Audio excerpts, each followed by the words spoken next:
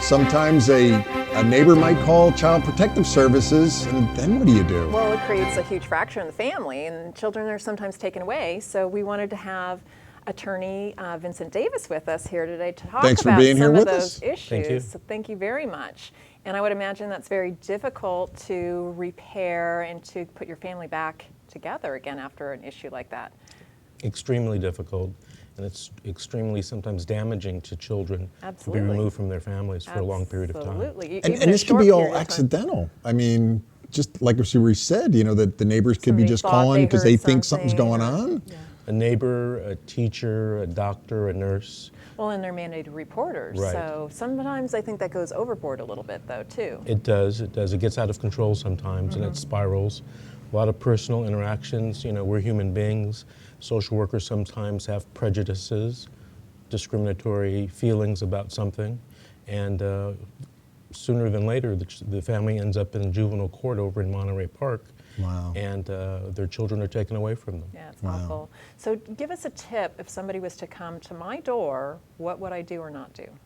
If it was a social worker, even a social worker with a police officer, you probably shouldn't answer the door. Okay. Okay? There's nothing in the law that requires you to talk to a social worker or a police officer. It's still America. Okay. Now, a social worker or a police officer can go get a warrant to inspect your home, to inspect your child, but they cannot get a warrant to talk to you. So there's nothing that makes you want to talk to the child, because a lot of times social workers sometimes twist, either accidentally or intentionally, what you say and what your children say. Or sometimes children have a way with words that confuse an adult and they think that they need to report too, right?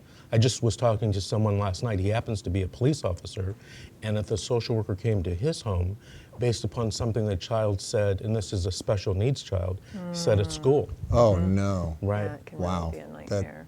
So they're not going to go away, I'm assuming. They'll come to the door the first time you don't answer. Then what do you do?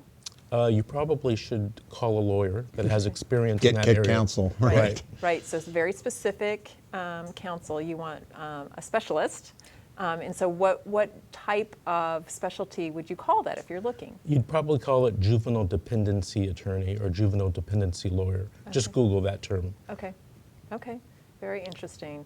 So some of these things do get really out of hand then, and then what do you see as far as the court process and trying to repair that issue, or if your children are taken away from you? I mean, you can't have any contact in that time period unless there's some sort of a, an arranged visit, right? Right, Or, right.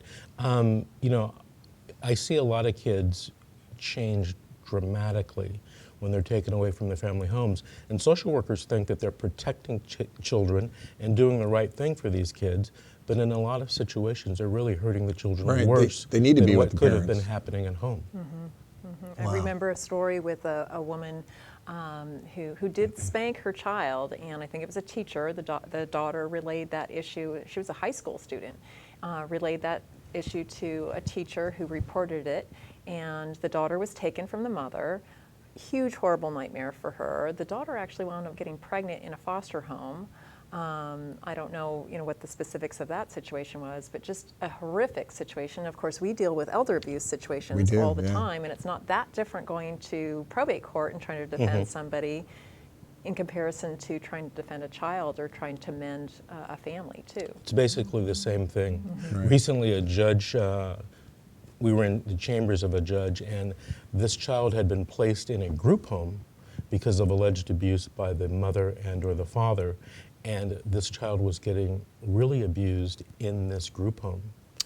She was being teased and beaten up by the other group home residents, and the judge was shocked. And the judge said to me, I should probably go out and look at some of these places where we send children, because it's not the safe zone that we think it is. Right, and I think discharge planners from hospitals. Oh, and, yeah. I've seen settings, judges. They don't know what these places are like. They don't understand Very it. interesting. They really don't. They rule on what they think, but they should go out and visit those. Right. Part of our practice, we defend foster parents who get in trouble and they're accused of abuse. Wow. So I've represented a foster parent who's caused the death of a child in her home. Oh my goodness. I've represented foster parents who have physically abused children. sexually abuse children. And that's where we're sending some of these children. Oh, that's awful. Vincent Davis, thank you for being with us today. Thank you. And your information was very helpful. I Thank you very appreciate much. it. Thanks for being here. Thanks. Pasadena native shows off some pretty cool technology. Yeah, a solar-powered phone charger. I